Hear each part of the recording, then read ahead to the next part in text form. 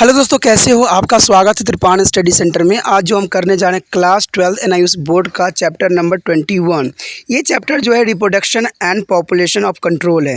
ये चैप्टर अत्यंत महत्वपूर्ण उन सभी बच्चों के लिए है जिनका जो सिलेबस है रिप्रोडक्शन एंड पॉपुलेशन कंट्रोल है, क्योंकि इसमें जो है 10th क्लास के बच्चों के लिए बहुत कुछ है, तो वो सारे बच्चे देखें जिनकी वो ये ज़रूरत है। दोस्तों, ये चैप्टर सिर्फ एनआईएस बोर्ड के लिए नहीं है।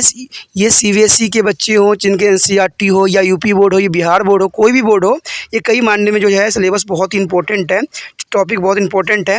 इसमें हम गैमेट, सेक्सुअल रिप्रोडक्शन, ठीक है, फर्टिलाइजेशन, कैसे जो कहते हैं स्पॉन्ज, इंसेक्ट, ह्यूमन, सबके बारे में हम डिस्कस करेंगे, इनके रिप्रोडक्टिव सिस्टम के बारे में डिस्कस करेंगे।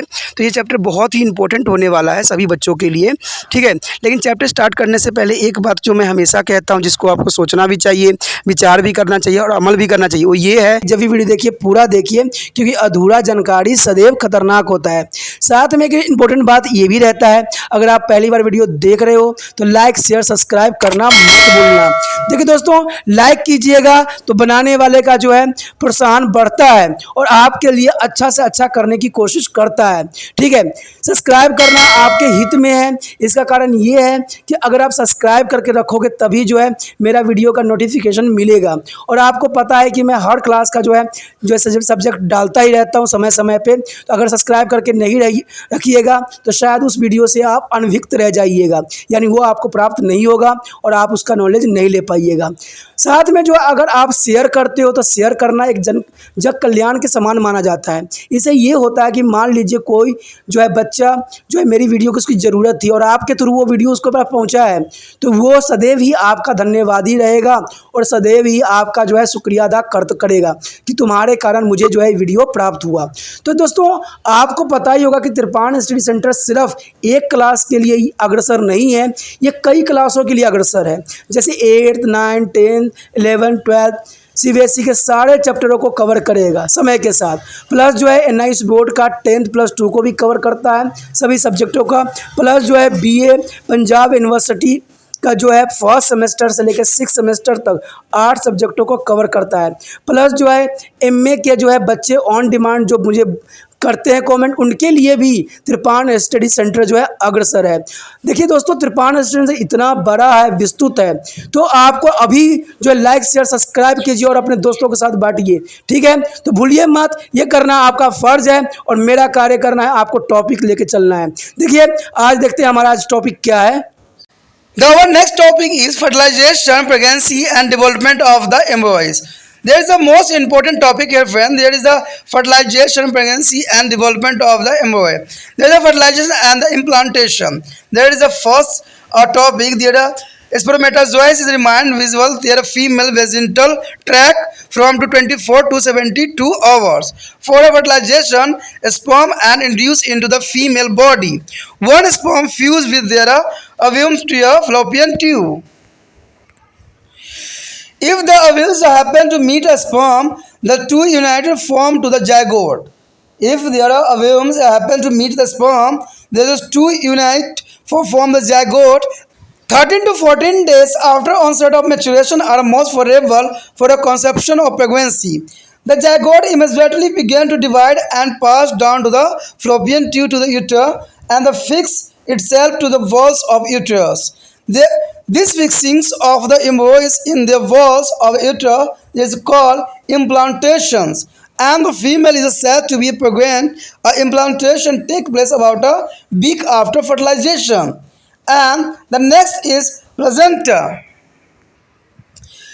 The placenta is there associations between two maternal and fetal tissue meant by some extremely important physiological exchange. The developing of embryos is attached to be uterus to be a tissue is called placenta. Placenta umbilica is called. It is a tough structure that serves as their blood vascular connected between two fetus and developing.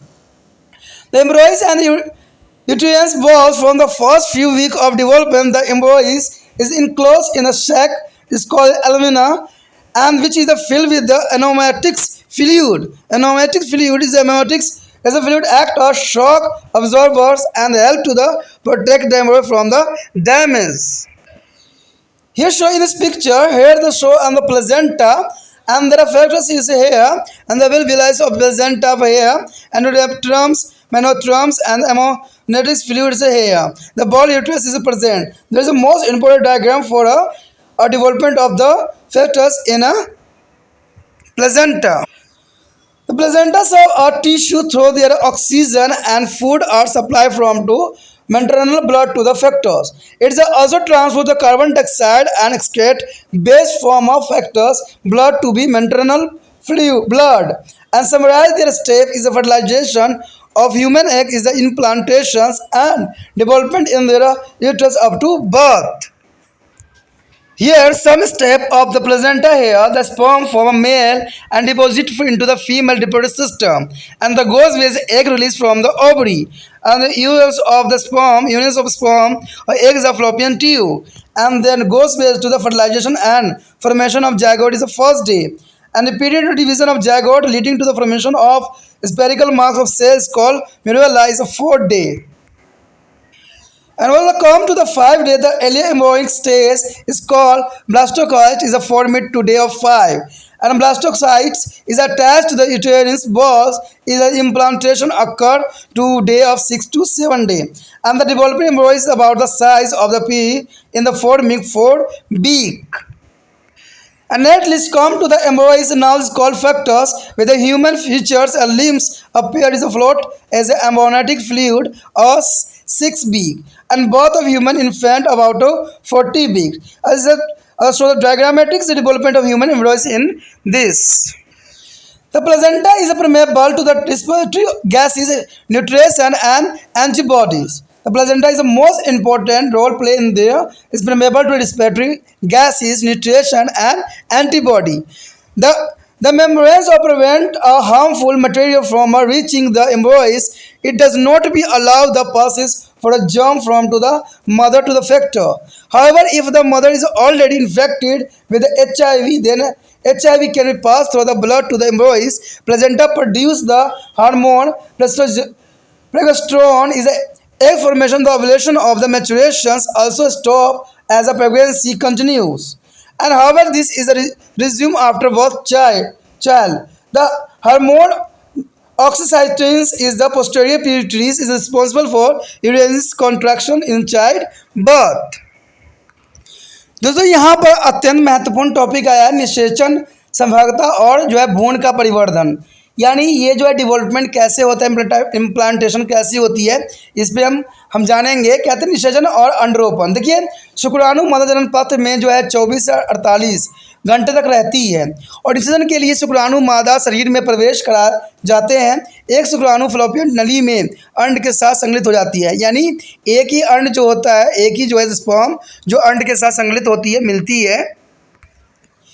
यदि अंड एक शुक्राणु आपस में मिलते हैं तो ये दोनों मिलकर एक युग्मन यानी ज़ायगोट का निर्माण करते हैं। कहते हैं रजस्राव शुरू होने के पश्चात 13 से 14 दिन में गर्भ आरंभ करने के लिए सर्वाधिक अनुकूल होती है, यानी 13 से 14 दिन जो होती है काफ़ी अनुकूल होती है गर्भ धारण करने के लिए। कहते हैं युग्मनजन तुरंत विभाजित होना आरंभ कर देती है यहाँ पर और फ्लोपियन नली द्वारा जो गर्भाशय में पहुँच जाती है और गर्भाशय भित्ति में स्वयं को स्थापित कर लेती है और चिपक जाती है। आपने देखा ही होगा कि ये जो गर्भाशय में चिपक जाती है, भ्रूण का गर्भाशय के भित्ति में इस प्रकार चिपकना अंडरोपण या अंड आरोपण यानी इम्प्लांटेशन कहलाता है। और तब मादा यानी स्त्री गर्भवती या गर्भाशय कहलाती है, यानी गर्भवती कहलाने लग जाती है। अंडरोपण निषेचन के लगभग 1 सप्ताह बाद ये सारी क्रियाएं होती है। अब हमारे समक्ष आता है प्लेजेंटा। प्लेजेंटा को जो है हिंदी में अपड़ा के नाम से भी जाना जाता है, तो इसमें कन्फ्यूज़न होने की ज़रूरत नहीं है। कभी कभी इंग्लिश में वर्ड आता है आप लोगों को प्लेजेंटा, तो कन्फ्यूज़ नहीं होना है, इसको अपड़ा कहते हैं। शुद्ध हिंदी में इसको अपड़ा का नाम से ये जाना जाता है। अब देखिए अपड़ा का जो है बहुत विशेष महत्व होता है, ठीक है, बच्चे को जन्म देने के लिए। कहते हैं अपड़ा अत्यंत महत्वपूर्ण जो है शारीरिक क्रियाएं संबंधी विनियम के लिए माता और जो है भ्रूण के ऊतकों के बीच का संबंध होता है। परिबंधकारी भ्रूण गर्भाशय से जो है ऊतकों द्वारा जुड़ी हुई रहती है। आपको पता है कि जैसे ही ओवरी जो है ओवरी से रिलीज फ्लोपियन ट्यूब से बाहर आती है तो उसमें जो अंडे के लिए पोषण तत्व, अंडे में पोषण तत्व होता है स्पर्म के लिए, जब वो ख़त्म हो जाती है तो उसको पोषण कहाँ से मिले, तो वो पोषण के लिए जो है अपड़ा जो उसके जो है जो नाल होती है, आपने देखा होगा जो नाभिक नाल होती है उसमें से एक छोटी सी नली निकल रही होती है। जब बच्चों का जन्म होता है तो उस समय आपको देखने को मिलता है जहाँ डॉक्टर काट के उसको बांध देता है, तो छोटा आपने देखा ही होगा कि लगे हुए रहते हैं। तो ये जो होता है एक ऑक्टोपस की तरह होती है जो कि जाके माँ के किसी भी भित्ति में, ठीक है, चिपक जाती है और वहाँ से जो है ब्लड शेक करके बच्चों को नरिशमेंट करती है, बच्चों को पोषण करती है।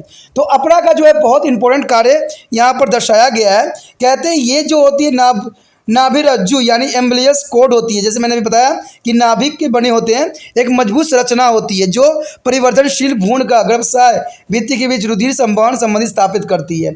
यानी वो चिपकने के बाद क्या करती है, माँ के शरीर से ब्लड जो है वो खींचती रहती है और बच्चे को जो है देती रहती है। तभी बच्चे जब जन्म लेते हैं तो बिल्कुल रेड होता है, क्योंकि उनका जो बॉडी होता है बिल्कुल ब्लड से ही बना हुआ होता है पूरी तरह से। तभी एक बात कहा जाता है कि जब गर्भवती महिलाएं होती हैं उनके खाने पीने पे अधिक से अधिक ध्यान दिया जाए, क्योंकि जो भी खाएगी वो सारे बच्चों को लगेगा और सारे ब्लड के रूप में बच्चों को प्राप्त होगा। प्रवर्धन के पहले जो है कुछ सप्ताहों से भ्रूण एक थैली में बंद हो जाता है जिसे हम उलव्स यानी एमिनियम्स कहते हैं, यानी एमिनियंस कहते हैं। इसमें अलव तरल या एनियोटिक तरल यानी एमनियोटिक्स फ्लूइड भरा हुआ होता है। एमनियोटिक्स तरल जो होती है काफ़ी इंपॉर्टेंट होती है। यह कभी अगर कोई बत होती है तो काफ़ी मात्रा में होता है, एमनियोटिक फ्लूइड बाहर आता है और ये फ्लूइड कभी मानने में बहुत इंपॉर्टेंट भी होता है। कभी कभी आपने सुना भी होगा कि बच्चे ने क्या किया है, मुंह उसका खुल गया था गर्भाशय में और उसने गंदगी को इनहेल कर लिया था। तो इस जो फ्लूइड होता है उसी में तैर रहा होता है वेस्ट मटेरियल्स, और उसी का अगर गलती से बच्चे ने मुँह खोल दिया तो वो जो होता है प्रॉब्लम आ सकता है, सीजर की प्रॉब्लम आ सकती है कई हद तक। आपने देखा भी होगा कि डॉक्टर उल्टा करके बच्चों को मारता है कि उसके मुंह से जितनी भी गंदगी हो वो निकल जाए, चाहे वो उसके मुंह से जो है गंदगी खींचता है। तो ये सारे जो है एमनियोटिक फ्लूइड जो होता है भरा हुआ रहता है और लभ्यत्र भ्रूण को धक्के से बचाता है और भ्रूण को क्षति होने के जो है बचाने में सहायक भी होता है। और दूसरा कार्य आपको दोस्तों पता ही है कि माँ है, माँ कोई भी कार्य कर सकती है। कभी कभी उसको पेट में चोट भी लग जाता है, लेकिन यही फ्लूइड होता है जो बच्चों तक कोई भी आघात को पहुंचने नहीं देता है। अगर ये एम्बोटिक्स फ्लूइड ना हो तो बच्चे जो है कई मायने में जो है नुकसानदायक भी हो सकते हैं, नुकसान भी हो सकता है। मान लीजिए गलत तरीके से माँ सो जाती है तो अगर फ्लूइड ना हो तो बच्चे जो है कई मायने में डैमेज भी हो सकते हैं। तो इसीलिए ये फ्लूइड बहुत इंपॉर्टेंट होता है, इसे एमनियोटिक्स फ्लूइड कहते हैं। ठीक है, ये कई क्षति और कई धक्का उक्का लगने से जो है होने से जो है इसको क्षतिपूर्ति करती है। अपरा एक ऊतक की भांति कार्य करती है। ये दोस्तों याद रखना, अपरा जो होती है एक ऊतक की तरह कार्य करती है जिसका द्वारा माँ के रक्त के भ्रूण में ऑक्सीजन तथा आहार की आपूर्ति होती है। तो जो अपरा है उसका बहुत महत्वपूर्ण कार्य है। याद रखना कि इसमें जो है ऑक्सीजन और आहार की सारी पूर्तियाँ जो है अपरा के द्वारा ही होता है। बच्चा जो है पेट के अंदर मुंह से कभी भी भोजन नहीं लेता है, वो सारे के सारे ब्लड के थ्रू यानी अपरा जिसे हम कहते हैं नाभिक भी कहते हैं, उससे जुड़ा हुआ होता है माँ के बॉडी में और वहाँ से जो है ब्लड लेता रहता है और साथ में ब्लड में जो होता है ऑक्सीजन मिली हुई होती है, जिससे बच्चे को जो है जीवन और जीवित रखने के लिए पर्याप्त होती है। यह भ्रूण की रुधिर को कार्बन डाइऑक्साइड एक उत्सर्जित अवशिष्टों को माँ के रक्त में पहुँच जाती है। ठीक है, कहते हैं कार्बन डाइऑक्साइड भी उत्सर्जित होती है और वेस्ट मटेरियल्स भी उत्सर्जित होती है। तो इस तरह जो है बच्चे का पूरा डेवलपमेंट जो होता है माँ के गर्भाशय में होता है और इसमें जो है अपरा अपना महत्वपूर्ण योगदान देती है। ठीक है, वेस्ट मटेरियल को जो है वो मेंटेनेंस भी करती है, वो जो है पोषक तत्व भी बच्चों को प्रदान करती है, इसलिए अपरा का जो है अपना महत्वपूर्ण स्थान रहता है। अगर यहाँ पर आप एक डायग्राम देखोगे तो अपरा आपको दिख रहा होगा। ठीक है, अपरा जो आप देख सकते हो थैलीनुमा में अपरा बना हुआ है। ठीक है, और भ्रूण जो है अपना आराम से यहाँ पर जो है विश्राम की अवस्था में दिखाया गया है। आप योनि मार्ग भी देख सकते हो, योनि मार्ग तब खुलता है जब प्रसव आती है, तो हम प्रसव के बारे में भी चर्चा करेंगे आगे। ठीक है, और आप देखोगे गीवा के श्लेष्मा का प्लग भी आपको दिख रहा होगा जहाँ से जो है वेस्ट मटेरियल बॉडी से बाहर ना जाए, यानी एक तरह का प्लग का काम करता है। और बल्ले भी दिख रहा होगा आपको। ठीक है, बल्ले तरल भी आपको नज़र आ रहा होगा। गर्भाशय पेशी यानी मेसोफ्लियम्स भी दिखेगा, गर्भाशय की भित्ति भी आपको दिखेगा, अपरा का आवर्धन भी आपको नज़र आएगा। तो इस तरह से जो है गर्भ में बच्चे की अवस्था होती है, बच्चों की कंडीशन होती है। तो यहाँ पर एक फ्लो चार्ट दिखाया गया है जिसमें जो है अंडा जो निषेचन करती है और कैसे इसका विकास होता है वो सारे चरण को यहाँ दिखाने की कोशिश किया गया है, जिसको आप साधारण शब्दों में भी समझ सकते हो। कहते हैं पुरुषों की शुक्राणु स्त्री जनन तंत्र में निक्षेपित होती है, यानी उसको वहाँ डाल दिया जाता है। अंडाशय के अण्ड मुक्त होती है वहाँ से, यानी ओवरी से अंडे निकलते हैं। फ्लोपियन नली में शुक्राणु और अंडे का मिलन होती है। ये तो आपको भी समझ में आ गया होगा कि फ्लोपियन ट्यूब ही होता है जहाँ पर शुक्राणु और अंडे का मिलन होता है। निषेचन होना और युग्मन जनन जायगोट का निर्माण पहले दिन से शुरू हो जाता है, जहाँ पर जायगोट बनने लग जाता है। और निषेचन होना और युग्मन जन जायगोट का निर्माण पहले दिन हो जाता है। युग्मनजन के बार बार विभाजन की कोशिकाओं के गुलिये सदर निर्माण हो जाती है, जिसे हम मेरुला कहते हैं। यानी यहाँ पर जो है बार बार विभाजन से एक मेरुला बन जाती है और जो ये 4 दिन तक मेरुला बनी रहती है। कहते हैं भ्रूण की आरंभिक अवस्था के जो है करपुटी यानी कि ब्लास्टोसाइट्स का निर्माण करती है, जो 5 दिन तक रहती है। कोरल पुटी गर्भाशय भित्ति से जुड़ी हो जाती है, अर्थात अंडरोपण हो जाता है। ये 6 से 7 दिनों में हो जाता है। कहते परिवर्तनशील भ्रूण एक मटर के दाने के बराबर हो जाता है जब वो 4 सप्ताह का होता है। 4 सप्ताह में वो मटर के दाने की तरह वो दिखने लग जाता है, यानी थोड़ा विकास उसमें देखने को आपको मिल सकता है।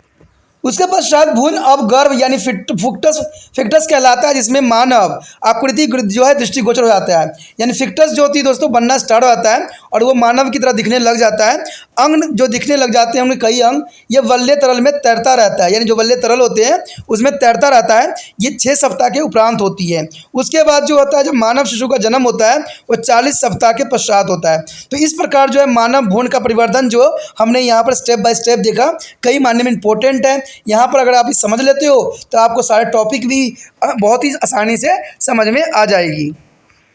यहाँ पर एक बात होता है कि अपरा जो है श्वसन गैस पोषक पदार्थ और प्रतिपिंडों के लिए प्रमुख होती है।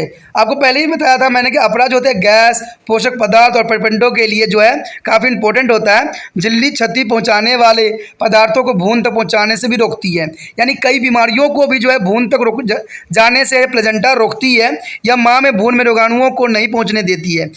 यदि माँ HIV से पहले से ही ग्रस्त हो तो HIV रक्त द्वारा भ्रूण में पहुँच सकता है, जनरली सी बात है। लेकिन अगर माँ बाद में अगर HIV होती है तो उसका प्रभाव जो है बच्चों पे नहीं पड़ेगा। इसलिए डॉक्टर जो है HIV टेस्ट जरूर करवा लेते हैं कि अगर माँ अभी HIV पॉजिटिव होती है तो बच्चों को बचाया जा सके। तो ये बहुत काफ़ी इंपॉर्टेंट रहता है। अपरा प्रोजेस्टेरोन हार्मोन उत्पन्न करती है, याद रखना दोस्तों।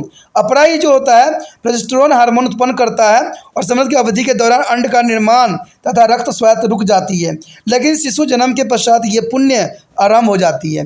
यानी मेचुरेशन साइकिल जो होता है जब बच्चों का जन्म हो जाता है उसके बाद 1 साल के बाद जो है या कुछ समय के पश्चात ही जो है आपको पता ही है कि बच्चे जो है ऋतुस्राव यानी स्टार्ट हो जाता है। कई मामलों में तो ये भी देखा गया है कि जो ये बहुत काफ़ी जल्दी जो है मेचुरेशन साइकिल स्टार्ट हो जाता है। लेकिन ये फैक्ट होती है, एक बात होती है कि जब तक जो है बच्चा माँ का दूध पीता है तब तक जो है मेचुरेशन साइकिल शायद होना संभव नहीं होता है। लेकिन कहते हैं आज समय बदल गया है, ये सब संभव ही था लेकिन अब संभव होना शायद नहीं भी है, और कई जगहों पर ये देखने को मिलता है कि संभव भी है। तो इसमें कोई दो राय नहीं है। What happened during the birth child? There is the most important question. What happened during to the childbirth? The uterus undergoes through a collection of contraction of outer layer, and the amnios is the burst, and the amniotic fluid is a discharge. The uterus contracts is the vagus spellings. Thereby, the baby's lungs start to the functionings, and the baby takes the first breath. Their umbilical cord is tie and cut. After the birth, the placenta get a discharge.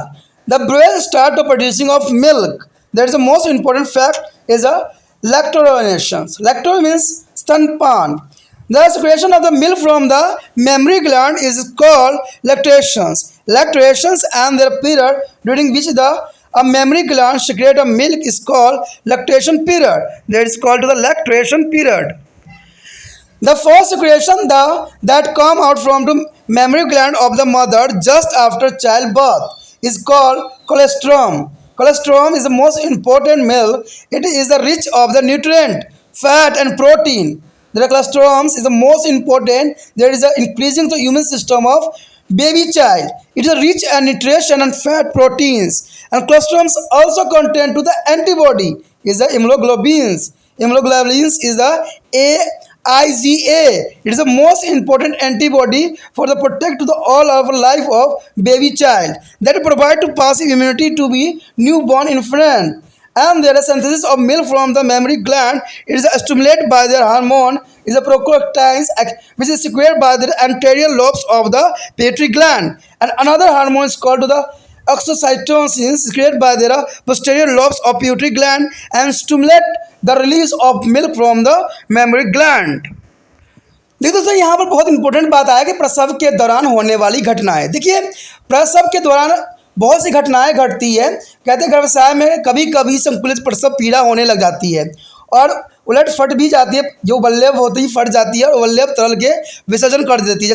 जैसे बच्चे body से बाहर आता है, वल्लभ फट जाती है और सारे के सारा तरल जो होता है बाहर निकल जाता है। गर्भाशय में तेजी के साथ संकुचन होने लग जाती है और बच्चे को बाहर धकेल दिया जाता है, यानी ये प्रेशर होता है जिसकी वजह से बच्चे जो है बाहर की तरफ धकेल दिया जाता है। बच्चे के फेफड़े काम करने लग जाते हैं, यानी जैसे बच्चे का बर्थ होता है उसका लंग्स जो है एक्टिव फॉर्म में आ जाता है और वो अपनी पहली सांस जो है बर्थ के दौरान ही लेता है।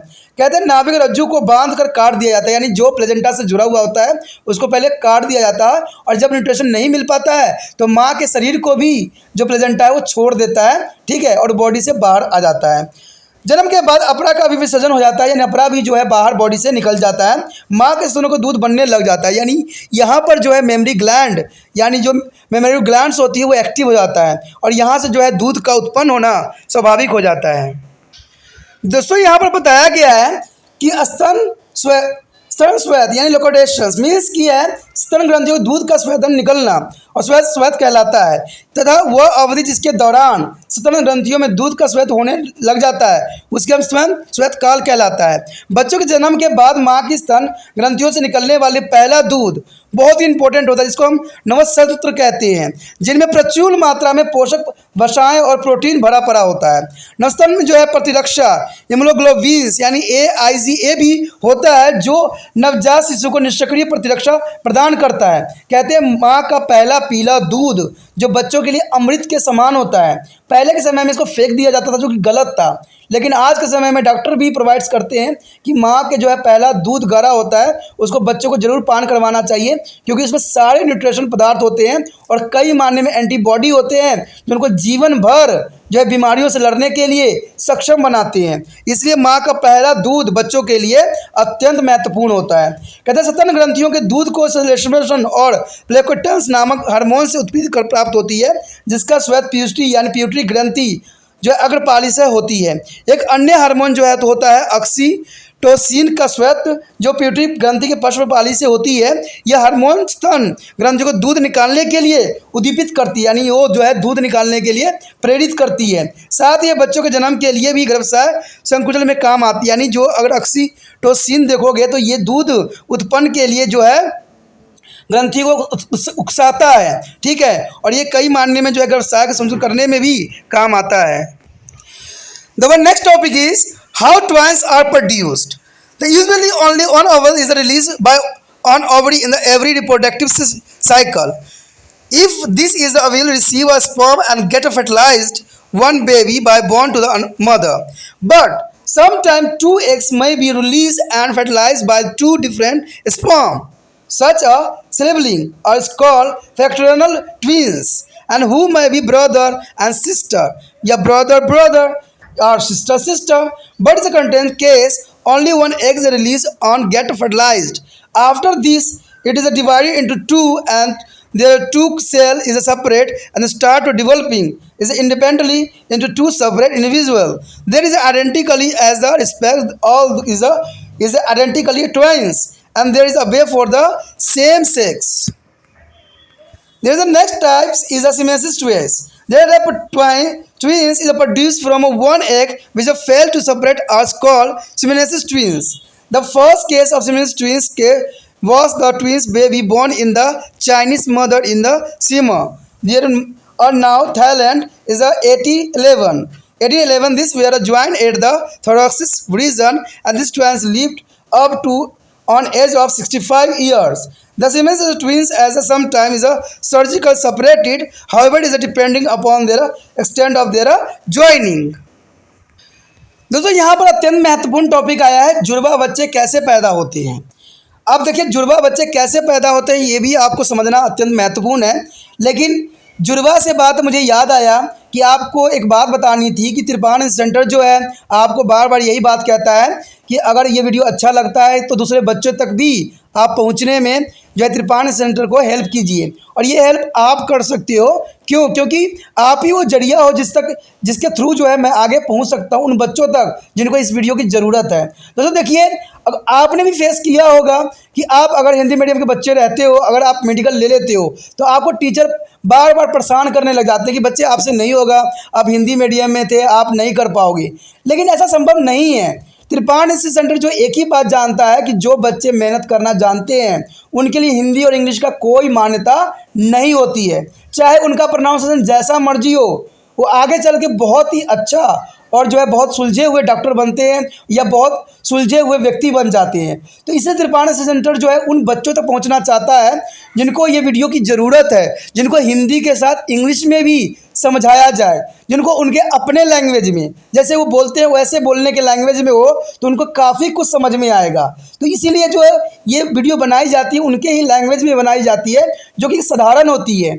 ये मैं जानता हूँ कि ये वीडियो उन बच्चों के लिए नहीं काम की है जो बहुत हाई फाई होते हैं, ठीक है, जिनको जो है इंग्लिश एक वर्ड बोलते हैं या दो वर्ड समझ ही नहीं आता है।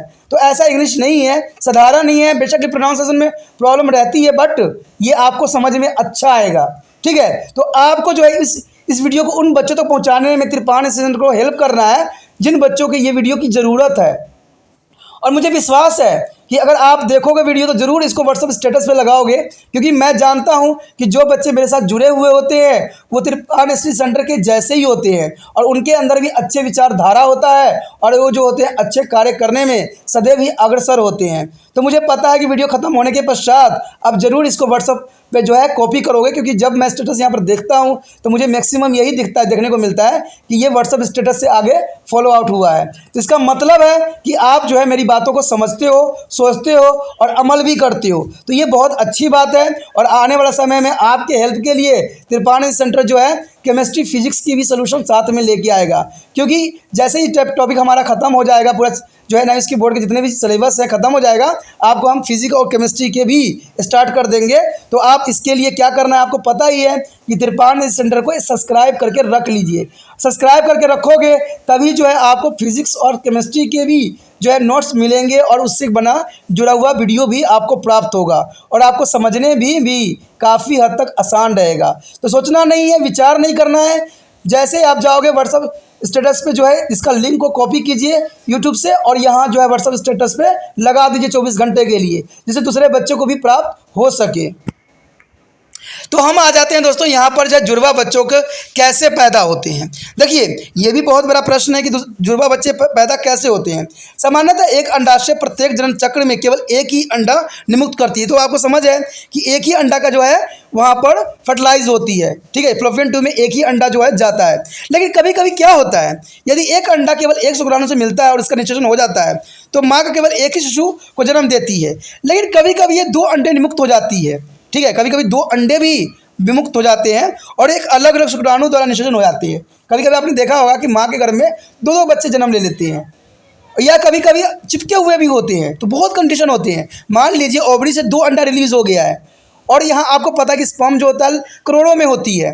तो दोनों स्पर्म जो कोई भी दो स्पर्म जो भाग्यशाली होते हैं जाके अंडे में प्रवेश कर जाते हैं, ठीक है, और इससे क्या होता है माँ को दो बच्चे जन्म ले लेते हैं। यानी इसी को ही हम क्या कहते हैं, जुड़वा बच्चे, यानी जुड़वा उत्पन्न हो जाती है, ठीक है, जो कि भाई बहन भी हो सकता है या भाई भाई भी हो सकता है या बहन बहन भी हो सकता है, कोई भी कंडीशन उत्पन्न हो सकता है। लेकिन विशेष मामलों में केवल एक ही अंडा निमुक्त होती है और निषेचन होती है। कहते हैं जनरली तो एक ही अंडा निषेचन होता है मनुष्य में, लेकिन कई बार माँ के जो ओवरी से क्या होता है दो अंडे रिलीज कर जाता है। तो ये कभी कभी होता है दोस्तों, हमेशा देखने को नहीं मिला है। मैंने एक न्यूज़ में भी सुना भी था कि एक गांव है जहां पर ट्वाइंस बच्चे जन्म लेते हैं। तो पता नहीं वहां पर क्या कुदरत है, मैं नहीं जानता हूं, लेकिन यहां पर पता हो सकता है कि कुछ वहां फैक्ट हो जिसकी वजह से जो है माँ के ओवरी से दो दो एग जो है रिलीज होता हो और वहाँ ट्वाइंस बच्चे जो है जन्म लेते हों। इसके पश्चात ये दो में विभाजित हो जाती है जब वे अलग हो जाते हैं और स्वतंत्र रूप से जो है परिवर्तन होने लग जाते हैं और अलग अलग विशिष्ट रूप से ले लेते हैं। ये सभी प्रकार से एक दूसरे से सामान्य होते हैं और अभिन्न जुड़वा कहलाते हैं। ये हमेशा एक ही लिंग के भी होते हैं, यानी कभी कभी एक लिंग के भी हो सकते हैं। तो आपको समझ में आ गया ना कि ट्वाइंस कैसे जन्म लेता है। याद रखना, जब माँ के ओवरी से दो एग रिलीज कर जाता है, ठीक है, जब दो एग रिलीज कर जाता है तो दोनों एग में जो है एक एक स्पर्म एंटर कर जाता है। आपको एक बात याद रखना चाहिए कि एक एग में सिर्फ एक ही स्पर्म एंटर करने की अवस्था होती है, एक ही जो स्पर्म है एंटर कर सकता है। लेकिन जब दो दो एंटर कर जाए तो क्या होगा? ऐसा होना कभी कभी संभव है। जैसे कि हम यहाँ पर सियासी युगलक यानी जुड़वा या साइनोसिस ट्वाइंस की बात कर रहे हैं। यहाँ इसका मतलब यही हुआ, इसमें जो होता है एक अंड द्वारा उत्पन्न जुड़वा बच्चे जो एक दूसरे से अलग नहीं हो पाते हैं, यानी इस कंडीशन में बच्चे जो होते हैं आपस में चिपक जाते हैं। कारण क्या होता है? अंडा एक होता है, एक जो होती है ओवरी से एक रिलीज होती है और यहाँ पर क्या होता है कि दो दो स्पर्म एक ही अंडे में चले जाते हैं। लेकिन आपको बता दूं कि ये एक्सेप्शनल केस होता है। कई मामले में जब एक स्पर्म एंटर कर जाता है ना तो उसकी दीवार जो होती है थिक हो जाती है और किसी और स्पर्म को एंटर होने ही नहीं देता है। लेकिन जैसे ये कंडीशन तब पैदा होती है जब मान लीजिए कि एग है और एग में क्या हुआ, एकाएक दो दो स्पर्म एक साथ एंट्री कर गया हो। जैसे आप क्या करते हो, स्क्रीनशॉट लेते हो ना, तो स्क्रीनशॉट में अगर अलग अलग लोगे तो स्क्रीनशॉट ही नहीं होता है। जब एक ही साथ दोनों दबाओगे और कंडीशन सही रहेगा तो क्या होता है, स्क्रीनशॉट हो जाती है। तो वैसा ही होता है कि दो स्पर्म जो होती है ना दोस्तों एक साथ ही एंट्री कर जाती है। और जब एक साथ एंट्री करेगा तो आपको पता है क्लीवेजिंग भी एक साथ होगा। तो कई मामले में ये बच्चे जो होते हैं आपस में जुड़ जाते हैं, क्लीवेजिंग होगा, बहुत नाजुक अवस्था होती है, तो भाई आपस में जुड़ना तो संभव हो ही जाएगी। तो यही बात आपको देखने को मिलेगा कि जुड़वा बच्चे जो एक दूसरे से अलग नहीं हो पाते हैं, इसे हम सियासी युगल या जुड़वा कहलाते हैं। सियासी बच्चों का पहला मामला जो है सीएम में एक चीनी माँ के जुड़वा लड़के के रूप में सन 1811 में सामने आया था। ये वक्ष क्षेत्र से जुड़े हुए थे, यानी सीने के क्षेत्र से जुड़े हुए थे। ये जुड़वा बच्चे 65 वर्ष तक जीवित रहे। सियासी जुड़वे कभी कभी शल्य क्रिया द्वारा अलग भी किए जा सकते हैं या जुड़वा सीमा जो है डिग्री पर निर्भर करती है। कभी कभी इनके सर भी जुड़े हो सकते हैं, कभी कभी इनका हाफ बॉडी भी जुड़े हुए हो सकते हैं, या कभी कभी आपने देखा होगा कि एक बॉडी में दूसरा बच्चा भी लटकता हुआ नजर आता है। बहुत से न्यूज़ में बातें दिखाई जाती है। तो ये जो होती है दोस्तों सियामी युग्मक की वजह से यानी साइनोसिस ट्वाइंस की वजह से होती है। तो आपको दोनों कंडीशन जो है बहुत विस्तृत तरह से समझ में आ गया होगा। मुझे विश्वास है कि दोनों आपको अच्छे से समझ में आया होगा और ये टॉपिक बहुत ही मज़ेदार भी आपके लिए रहा होगा। ठीक है, अब कहते हैं आगे का टॉपिक इससे भी अधिक मज़ेदार है, क्योंकि आगे का टॉपिक में जो है हमारे समक्ष होगा, जो हम पढ़ेंगे वहाँ पर टेस्ट ट्यूब बेबी के बारे में पढ़ेंगे, यानी IVF। तो IVF क्या है और ये जो होता है टेस्ट ट्यूब बेबी क्या है और इसको चिकित्सक विधि द्वारा कैसे बच्चे को उत्पन्न किया जाता है। तो अगला टॉपिक और भी महत्वपूर्ण होने वाला है। तो आप इसी तरह त्रिपाठी सेशन कर जुड़े रहिए, लाइक कीजिए, शेयर कीजिए, सब्सक्राइब कीजिए और व्हाट्सएप स्टेटस पे लगाना कभी मत भूलिए। जब भी देखिए व्हाट्सएप स्टेटस पे जरूर कॉपी कीजिए।